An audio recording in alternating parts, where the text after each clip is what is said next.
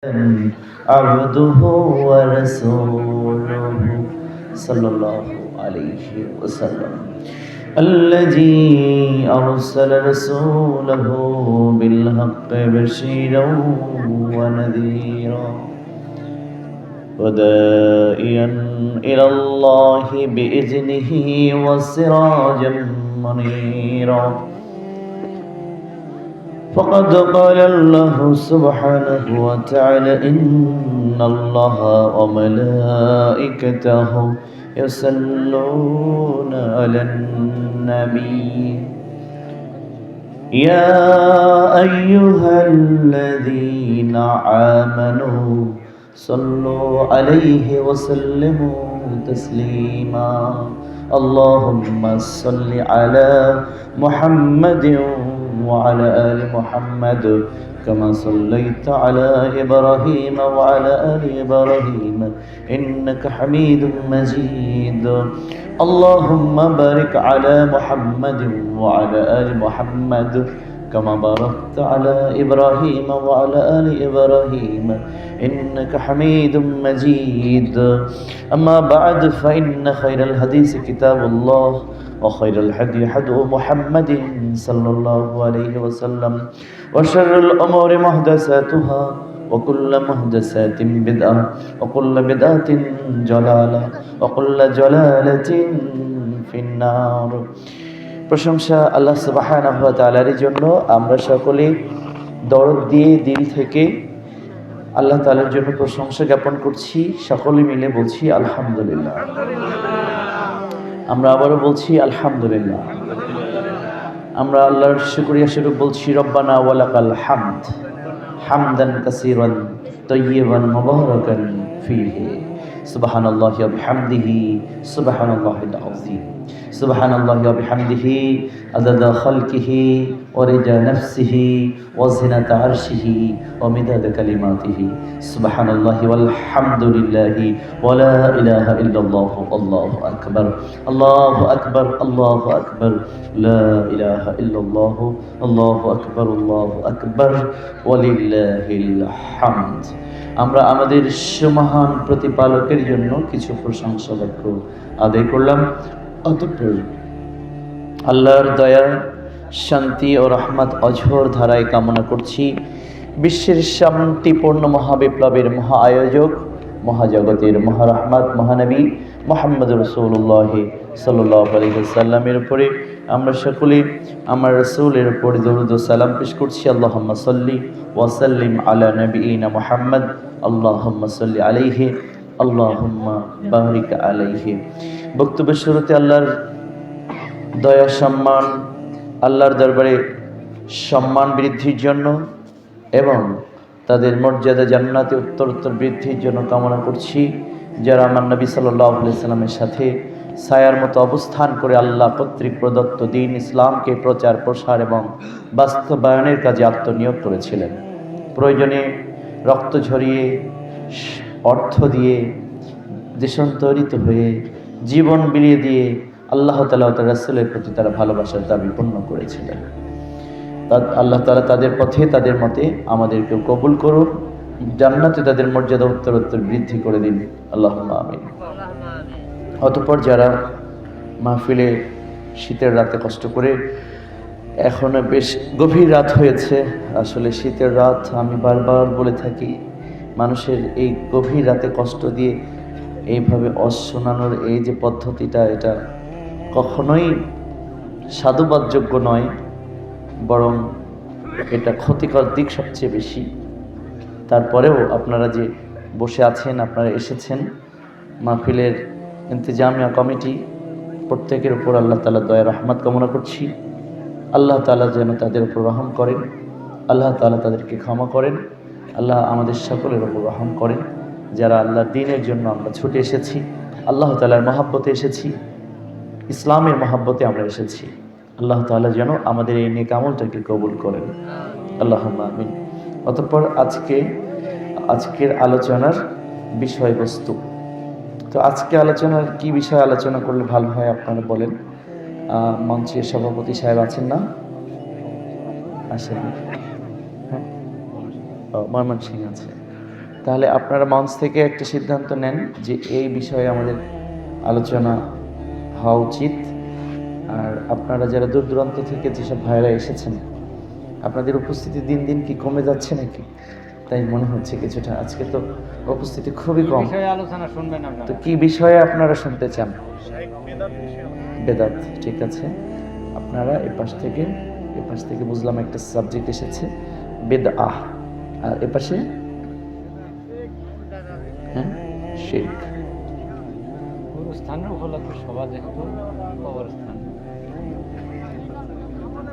শিরক এবং বেদাতের উপরে। আচ্ছা, এখন আহলে হাদিসদের মধ্যে কি বেদাতের উপরে কথা বলা দরকার? এটা তো দুঃখজনক ব্যাপার, তাই?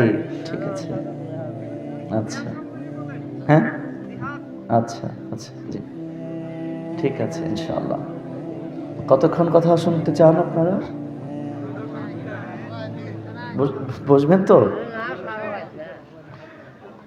ঠিক আছে, চলেন আমরা খুব সংক্ষেপে করি, যেহেতু আমাদের মুরব্বী মানুষরা আছে, তাই না? বুড়া মানুষ, নামাজ পড়া লাগবে। এই তো মাশাআল্লাহ। আপনারা আগে আগে আসবেন নেক্সট থেকে, যাতে করে রাত 11:30 12টার মধ্যে প্রোগ্রাম শেষ করা যায়। এখন তো 11:30 বেজে গেছে বোধহয়।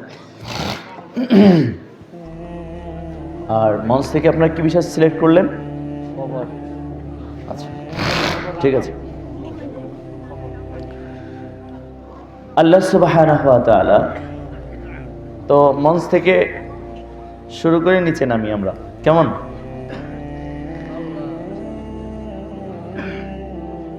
আল্লাহ সুবহানাহু ওয়া তাআলা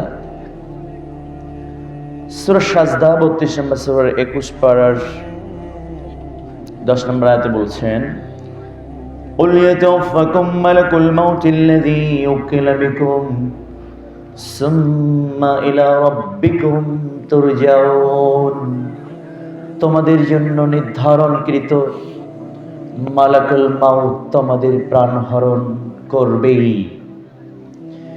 সুম্মা ইলা রাব্বিকুম তুরজাউন, অতঃপর তোমাদের মহান প্রতিপালকের কাছে তোমাদের ফেরত যেতেই হবে। আমার আল্লাহ এভাবেই বললেন। আবার শুনুন, قُلْ يَتَوَفَّكُم مَلَكُ الْمَوْتِ الَّذِي وُكِّلَ بِكُمْ, তোমাদের জন্য নির্ধারণকৃত মালাকুল মাউত তোমাদের প্রাণ হরণ করবে। সুম্মা ইলা রাব্বিকুম তুরজাউন, অতঃপর তোমাদের মহান প্রতিপালকের কাছে তোমাদের ফেরত যেতে হবে। এরপর আল্লাহ তাআলা বলছেন, ফামান ইয়ামাল মিসকালা যাররাতিন খায়রান ইয়ারা, তোমরা যদি যতটুকু সময় হায়াত পেয়েছে এর মধ্যে ছোট্ট থেকে ছোট নেক আমল করে আসো, তাহলে সেটা তোমাদেরকে দেখানো হবে এবং পুরস্কৃত করা হবে। আমাইয়ামাল মিসকালা যাররাতিন শাররান ইয়ারা, তোমরা যদি ছোট থেকে ছোট কোনো গুনাহ তথা বদ আমল করে আসো, এর জন্য তোমাকে পানিশমেন্টের আয়োজন রাখা হয়েছে। আল্লাহ সুবহানাহু ওয়া তাআলা বলছেন। আল্লাহ রাব্বুল আলামিন বলেন, কিরামান কাতিবিন ইয়ালামুনা মা তাফআলুন, তোমাদের জন্য দুইজন সম্মানিত লেখক তোমাদের স্কন্ধে স্থাপন করা হয়েছে। তোমাদের প্রত্যেকটা বিষয় তাদেরকে অবহিত করে দেওয়া হয়েছে। হয় কিরামান কাতিবিন ইয়ালামুনা মা তাফআলুন ইন্নামাল আবরার লাফি নাঈম, তোমরা যদি নেক আমল সম্পাদন করো তোমাদের আমি নিয়ামত ভরা জান্নাত দিয়ে আপ্যায়ন করব। আল্লাহ বলছেন, তোমরা যদি নেক আমল সম্পাদন করো আমি নিয়ামত ভরা জান্নাত দিয়ে আপ্যায়ন করব। সূরা আনফিতর 9, 10, 11 আয়াত। ইয়ালামুনা মা তাফআলু ফাইনাল আবরার লাফি নাঈম ওয়া ইন্নাল ফুজ্জার লাফি জাহিম, আর তোমরা যদি যে হায়াত আমি দান করেছি এই হায়াতকে ব্যবহার করে যদি তোমরা গুনাহ করো, পাপাচারে লিপ্ত হও, আমি অবশ্যই ওয়াইনাল ফুজ্জার লাফি জাহিম, আমি তোমাদের চামড়া বিদগ্ধকারী জাহান্নামের আগুন দিয়ে তোমাদেরকে ঝলসে দিব। সূরা আনফিতরের 11 আয়াত আল্লাহ তাআলা এভাবে বললেন। আল্লাহ সুবহানাহু ওয়া তাআলা সূরা মুলক 67 নম্বর সূরার 29 পারার 1 নম্বর সফর প্রথম আয়াতে দ্বিতীয় আয়াতে বললেন আল্লাযী খালাকাল মাউতা ওয়াল হায়াতা লিয়াবলুয়াকুম আইয়ুকুম আহসানু আমালা। আমি তোমাদের মৃত্যু সৃষ্টি করেছি আর আমি তোমাদের হায়াত সৃষ্টি করেছি। এই হায়াত এবং মৃত্যু সৃষ্টি করার একটাই কারণ হলো লিয়াবলুয়াকুম আইয়ুকুম আহসানু আমালা। এই হায়াত এবং মৃত্যুর মধ্যবর্তী যে সময় তোমরা পাচ্ছ, এই সময়ে কে নেক আমল সম্পাদন করে আমার কাছে আসবে, এটা পরীক্ষার জন্য আমি তোমাদের হায়াত দিয়েছি। এরপর এই হায়াত একদিন শেষ হবে, মৃত্যু তোমাকে ধরবে। সুম্মা ইলা রাব্বিকুম তুরজাউন, এরপর তোমার রবের কাছে তোমাকে আসতে হবে। আর উসমান রাদিয়াল্লাহু আনহু قال سمعت رسول الله বলুন সাল্লাল্লাহু আলাইহি ওয়াসাল্লাম ইন্নাল কবর আউয়াল মানজিল মিন মানাজিল আল আখিরা ফাইন্না জামিনহু ফাবাদু আইসারু মিনহু ওয়া ইল্লাম ইনজু মিনহু ফাবাদু আশাদ্দু মিনহু রাহু তিরমিজি ইসনাদিন সহিহ।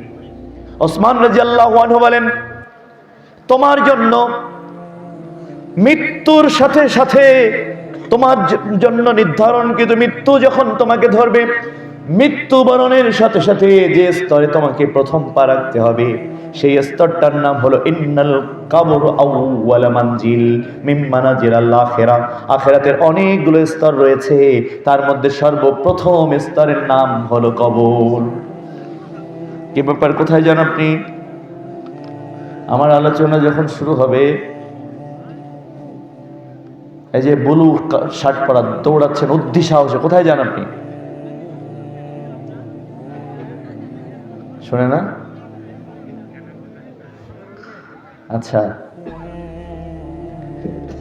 নেক্সট। উইদাউট পারমিশন কে উঠলে তাৎক্ষণিকভাবে আলোচনা শেষ করে দেওয়া হবে। বাকি আলোচনা যে উঠে যাবে তার বাড়ি গিয়ে কালকে সকালবেলা শুনে আসতে হবে। পরিষ্কার কথা। আর এখন 1 মিনিট সময়, এই 1 মিনিটের মধ্যে যার যাওয়ার ইচ্ছা সে চলে যাবে। আমার বক্তব্যের মধ্যে উঠলে কিন্তু খবর হয়ে যাবে, বলে দিলাম। যার যাওয়ার ইচ্ছা চলে যাবে। আমার যার পছন্দ না, তার বক্তব্য শোনার প্রয়োজন নেই, সে চলে যাবে। কিন্তু বক্তব্যের মধ্যে আমি হাদিস বর্ণনা করব, কোরআন আয়াত বর্ণনা করব, এটা তার গাঁজার আড্ডা না যে আমার নেশা লাগলো আমি আসলাম, ঠাস করে নেশা ছুটে গেল দৌড়ে দিলাম। এইরকম গাঁজার আড্ডা তো এটা না। এটা হচ্ছে একটা ইলমি মাজলিস। এটার একটা আদাব রক্ষা করতে হবে। আমি জানি যে আপনাদের অনেকের ছাত্র হতে পারলে আমি নিজেকে ধন্য মনে করতাম, আমাকে অযোগ্য একটা মানুষ।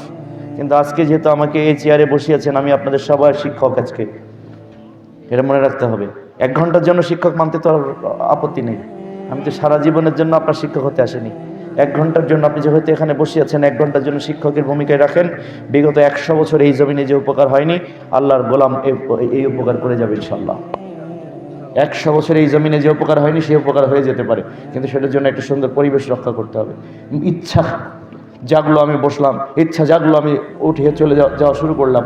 যদি আমি রূপকথার গল্প বলি, সেটা আপনি আমাকে থামিয়ে দেন, যে না আপনি কোরআন হাদিস বাদ দিয়ে আমরা যে সাবজেক্ট বলে দিয়েছি সেই সাবজেক্ট বাদ দিয়ে নিজের মতো কথা বলতে শুরু করেছেন, সেটা ভিন্ন জিনিস। আমাদের বক্তারা যা করে, কিন্তু আপনারা যা নির্ধারণ করেছেন সেটা নিয়েই কথা শুরু করেছে। অতএব আপনাকে বসতে হবে, মনোযোগ দিয়ে শুনতে হবে। আর যে চলে যাবেন 1 মিনিটের মধ্যে চলে যান, আমার কোনো আপত্তি নেই। কিন্তু 1 মিনিট পরে আপনার ইচ্ছা মতো আপনি যেতে পারবেন না। আমার ইচ্ছা আপনাকে যেতে হবে। আপনি আমার কাছে যদি প্রস্তাব লাগে 1 আঙুল তুলবেন, আমি অনুমতি দিলে যাবেন না, যতক্ষণ অনুমতি না দিব ততক্ষণ বসে থাকবেন। ব্যাস, পরিষ্কার কথা। আল্লাহর নবী বলেন, ইন্নাল কবর আউয়াল মানজিল মিন মানাজিল আল আখিরা। কবর হলো তোমার জন্য প্রথম মানজিল আখিরাতের অনেকগুলো মানজিলের মধ্যে। ফাইন্না জামিনহু, যদি তোমাকে কবরে জামিন দেওয়া হয়, কবরে যদি তুমি মুক্তি পেয়ে যাও, ফাবাদু আইসারু মিনহু, তাহলে আখিরাতের অন্যান্য স্তরগুলো তোমার জন্য সহজ হয়ে যাবে। ওয়া ইল্লাম ইয়ানজু মিনহু ফাবাদু আশাদ্দু মিনহু, কিন্তু কবর যদি তোমার জন্য কঠিন হয়ে যায়, কবর যদি তুমি ধরাশায়ী হয়ে যাও কবরে, ফাবাদু ওয়াইল্লাম এনজু মিনহু ফাবাদু আশাদ্দু মিনহু, তাহলে আখিরাতের প্রত্যেকটা স্তরে তুমি ধরা খেয়ে যাবে। তার মানে বোঝা গেল কবরে যদি কেউ জামিন পেয়ে যায় আখিরাতের প্রত্যেকটা স্তরে সে পার পেয়ে যাবে। আর যদি কবরে কেউ ধরা খেয়ে যায়, কবরে যদি তাকে ক্ষমা করা না হয়, কবরে যদি সে আটকা পড়ে যায়, কবরে যদি তাকে জামিন দেওয়া না হয়, ওয়াইল্লাম এনজু মিনহু, কবরে যদি জামিন না হয় ফাবাদু আশাদ্দু মিনহু, আখিরাতের প্রত্যেকটা স্তর তার জন্য কঠিন হয়ে যাবে। লোকটা আলটিমেটলি জাহান্নামে চলে যাবে। তার মানে যাবতীয় ফয়সালা কবর থেকেই হয়ে যাবে। বোঝা যাচ্ছে? তিরমিজি থেকে মিশকাত 99 পৃষ্ঠার 125 নম্বর হাদিস 8 নম্বর লাইন থেকে জাতির উদ্দেশ্যে সরাসরি সম্প্রচার করে শোনালাম। সেটা হচ্ছে, আপনি যে কবর নিয়ে আজকে মাহফিল করলেন, তো আল্লাহ নবী বললেন এই কবর হলো তোমার ফার্স্ট স্টেপ অফ আখেরা। আখিরাতের অনেকগুলো স্টেপের মধ্যে, স্টেয়ারের মধ্যে, সিঁড়ির মধ্যে সর্বপ্রথম স্টেয়ার হচ্ছে কবর। আর কবরে যদি তুমি ছাড় পেয়ে যাও, তুমি আখিরাতের সব জায়গায় পার পেয়ে যাবে। আর ওয়াইল্লাম এনজু মিনহু, কবর যদি তোমার জন্য কঠিন হয়, আখিরাতের প্রত্যেকটা স্তর তোমার জন্য কঠিন হয়ে যাবে। তার মানে যে কবরে ছাড় পাবে সে কিয়ামতের মাঠ তার জন্য সহজ হবে, মিজানের পাল্লা তার জন্য সহজ হবে, পুলসিরাত তার জন্য সহজ হবে, কিয়ামতের মাঠে প্রশ্ন উত্তর পর্ব তার জন্য সহজ হয়ে যাবে। কিন্তু কবর যদি কারোর জন্য কঠিন হয়ে যায়, তার মিজানের পাল্লা কঠিন হয়ে যাবে, তার জন্য পুলসিরাত কঠিন হয়ে যাবে। তার মানে আখিরাতের প্রত্যেকটা স্তরে সে ধরা খেয়ে যাবে, সে জাহান্নামে চলে যাবে। বোঝা গেল? তিরমিজি থেকে মিশকাতের 99 পৃষ্ঠার 125 নম্বর হাদিস, কবর ঠেকাতে হবে। কবর ঠেকাতে হবে মানে আপনার ফার্স্ট অ্যান্ড ফরমোস্ট টার্গেট হবে যে কোনো মূল্যে কবর ঠেকাও। কবর যদি ঠেকাতে না পারো, আল্লাহ নবী বলছেন তুমি আর পার পাবে না। আবারও শোনেন, খুবই গুরুত্বপূর্ণ হাদিস। ওসমান রাদিয়াল্লাহু আনহু এর জন্য কবরের পাশে যখন যেতেন, সাহাবারা বলতেন অঝোর ধারায় কাঁদতেন, চোখ দিয়ে পানি পড়তো এবং তার দাড়ি ভিজে যেত। এত বেশি কান্না করতে ওসমানকে অন্য কোন ঘটনায় আমরা এত কাঁদতে দেখতাম না। যখন তিনি কবরের ধারে যেতেন এত ডুকরে ডুকরে শিশুর মতো করে কাঁদতেন। কেন? সামি'তু রাসূলুল্লাহি সাল্লাল্লাহু আলাইহি ওয়াসাল্লাম, ওসমানকে জিজ্ঞাসা করা হলো কেন কবরে এত কাঁদেন? তখন তিনি বলেন কেন কাঁদবো না, আমি আল্লাহর রাসূলকে বলতে শুনেছি, ইন্নাল কবরা ওয়ালা মানজিল মিন মানাজিল আখিরা ফা ইন্না জামিনহু ফাবাদু আসারু মিনহু। যদি কবর যদি কারোর জন্য সহজ করে দেওয়া হয়, তাহলে আখিরাতের সব জায়গায় তার জন্য সহজ হবে। আর কবর যদি কারোর জন্য কঠিন হয়, আখিরাতের সব জায়গা তার জন্য কঠিন হয়ে যাবে। আমি না জানি, চিন্তা করি, আমি না জানি কবরে ধরা পড়ে যায় কিনা। কবরে যদি আমার জামিন না দেওয়া হয়, এই জন্য কবরের পাশে আসলে আমার খুব বেশি ভয় লাগে। কারণ কবর থেকে আমার যাবতীয় ফয়সালা হয়ে যাবে। আমি কোথায় যাব, আগামী দিন আমার ডেস্টিনেশন কোথায় হবে, তা কবর থেকে ফয়সালা হয়ে যাবে। অতএব আল্লাহর নবী বললেন কবর তোমরা যে কোনো মূল্যে ঠেকাও, কবর ঠেকাও। অতএব মৃত্যুর বরণের সাথে সাথে আপনাকে যে জীবনে পা রাখতে হবে সেটা হচ্ছে কবর।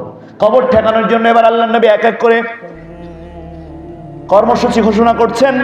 সেই কর্মসূচিগুলো আপনারা নিজেদের জীবনে বাস্তবায়ন করবেন আশা করি। তাহলে এই আলোচনার মধ্যে একই সাথে মঞ্চ থেকে কবর দিয়ে শুরু হলো, নিচে সুন্নাহ, বেদাত এবং শিরক দিয়ে শেষ হয়ে যাবে আলোচনা। কেমন? তাহলে এই একই সাথে আপনাদের মধ্যে কবরের আলোচনার মধ্যেই একই সাথে সুন্নাহ এবং বেদাতের বিষয়গুলো চলে আসবে। কেমন? আল্লাহর নবী সাল্লাল্লাহু আলাইহি ওয়াসাল্লাম বাবা কর্মসূচি ঘোষণা করছেন। আন ইবনে আব্বাস রাদিয়াল্লাহু আনহু قال সামি'তু রাসূলুল্লাহি, বলুন, যখন আল্লাহর নবীর নাম আসবে তখন মুসলিমদের উপর ওয়াজিব হয়ে যাবে মুখ দিয়ে নয়, হৃদয় দিয়ে দরুদ পড়তে হবে। কলিজা দিয়ে, দরদ দিয়ে, মহব্বত দিয়ে, ভালোবাসা দিয়ে দরুদ পড়তে হবে, মুখ দিয়ে নয়। যতবার পড়বেন যতবার আমি হাদিস বর্ণনা করব ততবার কি বলবেন? ছোট্ট দরুদ সাল্লাল্লাহু আলাইহি ওয়াসাল্লাম। একথা বলা শেষ হবে, আপনার উপর আল্লাহর পক্ষ থেকে 10টা রহমত পাঠানো ওয়াজিব হয়ে যাবে আল্লাহর জন্য।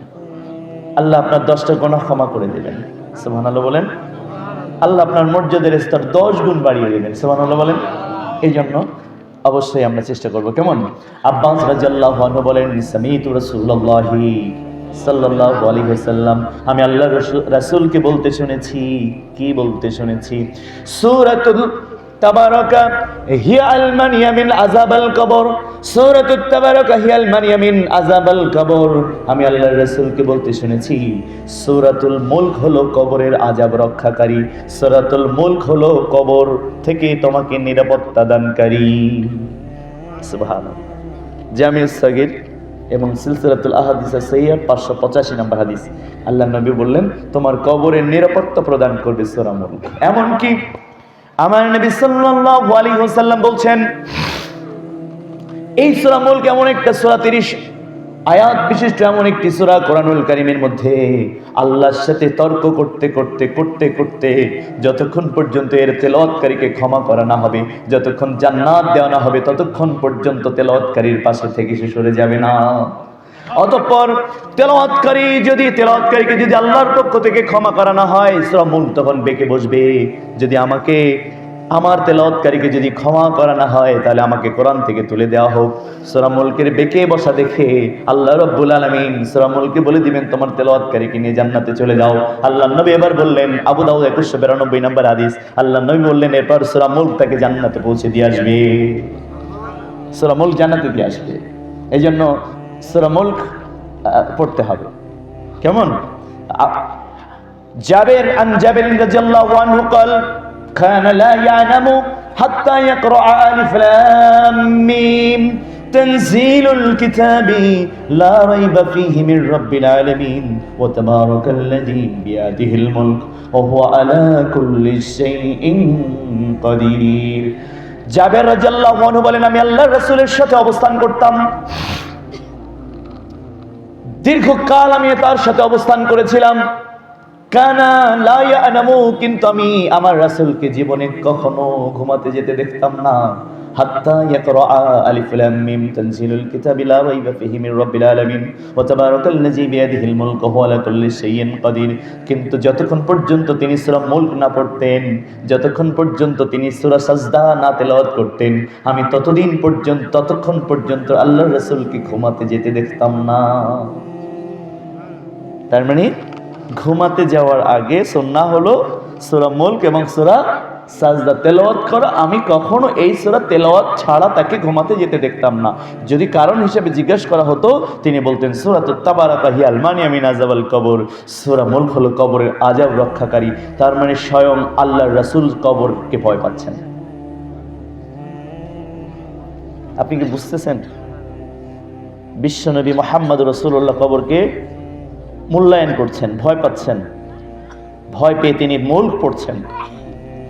এরপরে আব্বাস রাদিয়াল্লাহু আনহু قال قال رسول الله صلى الله عليه وسلم اللهم إنا أعوذ بك من عذاب جهنم وأعوذ بك من عذاب القبر وأعوذ بك من فتنة المسيح الدجال وأعوذ بك من فتنة المحيا والممات اللهم إني أعوذ بك من المعصام ومن المغرام।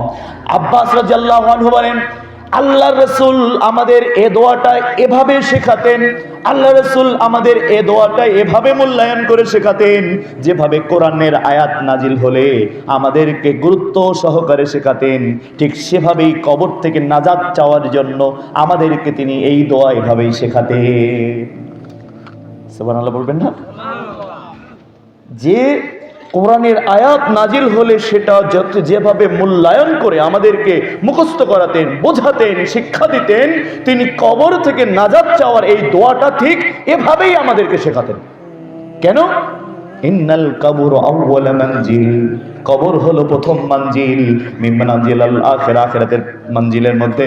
ফাইন্না জামিনহু ফাবাদু আইসারু মিনহু, যদি উম্মত কবরে বেঁচে যায়, বিশ্বনবী বুঝে ফেললেন সে সব জায়গায় বেঁচে যাবে। এই জন্য কবর নিয়ে তার প্রথম সব ধরনের প্রচেষ্টা দেখুন।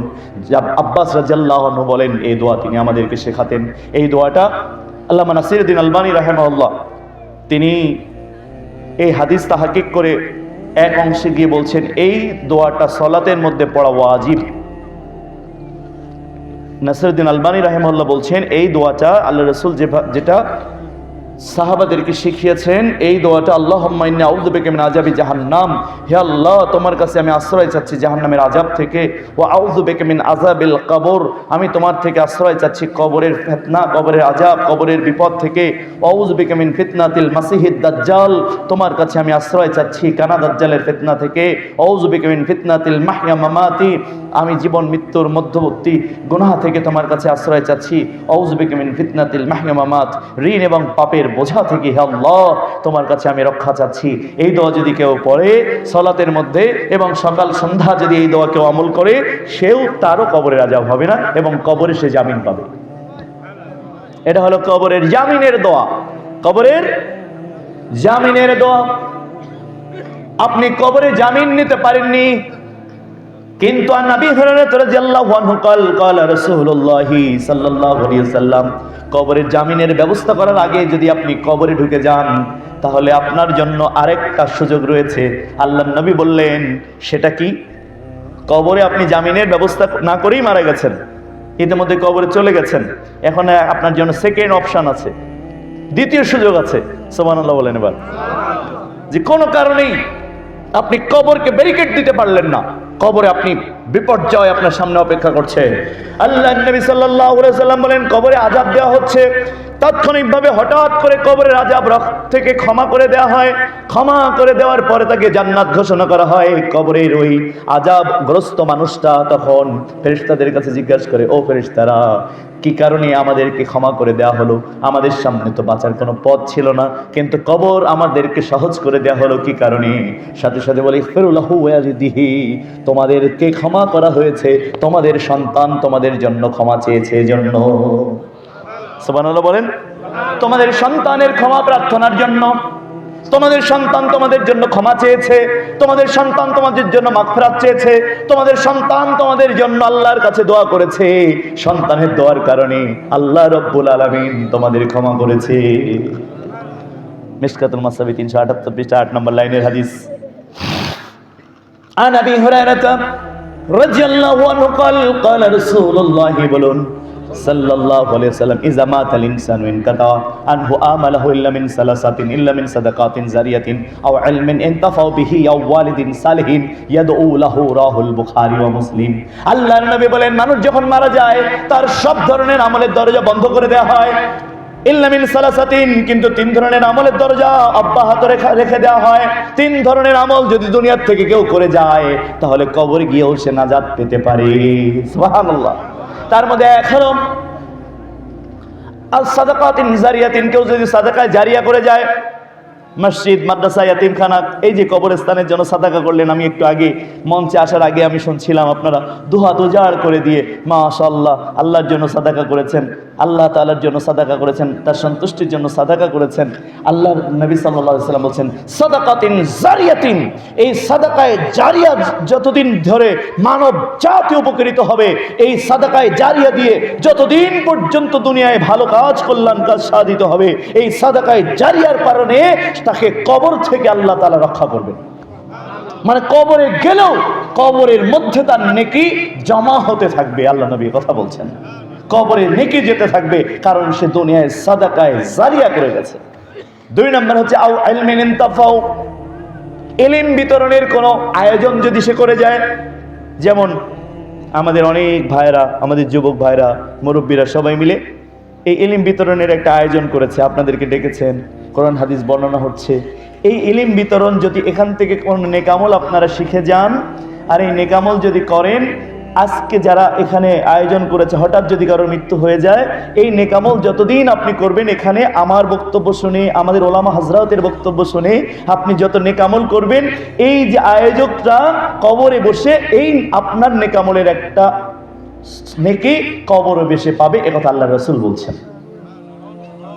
এই জন্য কবর ঠেকানোর জন্য আপনার দ্বিতীয় যেটা কাজ, সেটা হচ্ছে নেক আমল বা ইলম আও ইলমিন ইনতাফা, ইলম বিতরণের ব্যবস্থা করে যেতে হবে, ইলম বিতরণের ব্যবস্থা করে যেতে হবে। তার অংশ হিসেবে আমি আপনাদের কাছে একটা সুপারিশ করে যাই, যেহেতু সালাফি অ্যাসোসিয়েশন বাংলাদেশের মাধ্যমে পুরা বাংলাদেশে 68,000 মক্তব প্রতিষ্ঠা করার কাজ চলছে। কালকে যে মক্তবটা আমি উদ্বোধন করে দিয়ে আসলাম, 2 দিনে, মাত্র তৃতীয় দিনে সেখানে 200 স্টুডেন্টস ছাড়িয়ে গেছে, 200। তৃতীয় দিনে, 3 দিনের মধ্যে। আলহামদুলিল্লাহ এই মক্তবের মাধ্যমে বুড়াদের জন্য সন্ধ্যার পরে আমরা মক্তবের আয়োজন রেখেছি, অর্থাৎ মুরব্বী বয়স্কদের জন্য। মাগরিবের সালাত পড়তে আসবে, কোরআন শিখবে, আকীদা শিখবে, এশার সালাত পড়বে, বাড়ি চলে যাবে, খাওয়া দাওয়া করে ঘুমাবে। আর শিশুরা সকালবেলা ফজরের পরে আসবে, ফজরের পর থেকে 1 ঘন্টা মক্তব পড়বে, তারপরে সে স্কুলে পড়ুক, কলেজে পড়ুক, ইংরেজি পড়ুক, সায়েন্স পড়ুক, যা ইচ্ছা পড়ুক, আমার আপত্তি নাই। কিন্তু কোরআনের আগে যদি সে অন্য কোনো সাবজেক্ট পড়ে তাহলে কবরে আপনার খবর হয়ে যাবে, এটা জেনে রাখতে হবে। ইলম বিতরণের ব্যবস্থা আপনারা, আমি আশা করব যে এই কবরস্থানের পাশে যখন মসজিদ থাকলে আপনারা ইলম বিতরণের একটা আয়োজন করে যান। আল্লাহর জন্য প্রত্যেক দিন কিছু না কিছু দান সাদাকা সেখানে করবেন, জানে ইলম বিতরণের একটা ব্যবস্থা হয়ে যায়। এখান থেকে এই মক্তব হলো বাংলাদেশের ইসলাম শিক্ষার একটা প্রাণ কেন্দ্র, ইসলাম শিক্ষার নিউক্লিয়ার মনে করি আমরা।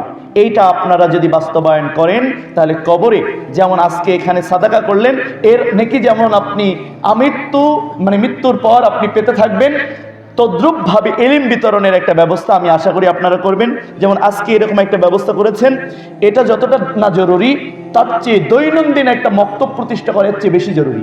কারণ একদিনে আমি আপনাকে কয়টা মাসআলা শিখিয়ে যাব? 2 ঘন্টা, 1 ঘন্টায়, 1.5 ঘন্টায়? 1.5 ঘন্টায় আমি আপনাকে কয়টা মাসআলা শিখাবো? আপনাকে কয়টা বিশুদ্ধ হাদিস শেখাবো? আপনাকে কয়টা বিষয়ের উপরে বলবো? মনে করেন যে অলরেডি তুলেছেন তো মাঝে রাতে, তো দেখা যাচ্ছে ঘুমের সময়, এখন কোনটা রেখে কোনটা বলবো? তার চেয়ে ভালো হয়, কারণ আর মাহফিলগুলোতে এখন অধিকাংশ ব্যবসা ওরিয়েন্টেড, দিন ওরিয়েন্টেড নাই, ব্যবসা কেন্দ্রিক হয়ে গেছে। এই জন্য মাহফিল থেকে হেদায়েত পাওয়ার সম্ভাবনা খুব কম। কারণ বক্তাদের নিজেদেরই ঘুমানোর সময় নেই, সালাত পড়ারও সময় নেই, বক্তব্যের চোটে, বক্তব্যের দাপটে। এখন এই জন্য আমাদের এই বক্তা আমাদের থেকে আপনাদের হেদায়েত পাওয়ার সম্ভাবনা খুবই কম। এই জন্য আপনারা মক্তব প্রতিষ্ঠা করেন, দেখবেন এখানে আপনাদের হেদায়েতের একটা ওসিলা আল্লাহ তাআলা করে দেবে, পারবেন ইনশাআল্লাহ। আও ইলমিন ইনতাফাও, তোমরা ইলম বিতরণের ব্যবস্থা করো। আল্লাহ নবী বললেন এই ইলম থেকে যত মানুষ নেক আমল করবে, প্রত্যেকটা মানুষের, যদি সাপোজ আপনি একটা ছেলেকে কোরআনুল কারীম কিনে দিলেন, যতদিন এই কোরআনুল কারীমের আয়াত যতটা সে হেফজ করলো, তার মৃত্যু পর্যন্ত যতবার তেলাওয়াত করবে এই কোরআন পড়ে, ততবার আপনার অ্যাকাউন্টে সমপরিমাণ নেকিও চলে যাবে। আপনি দুনিয়া থাকবেন না তারপরেও। এবং অতএব আমি আশা করি কোরআন শিক্ষা, কোরআন বিতরণ, কোরআন শিক্ষার একটা আয়োজন আপনারা করবেন, তাহলে আপনার মৃত্যুর পর কবরে আপনি বেঁচে যাবেন।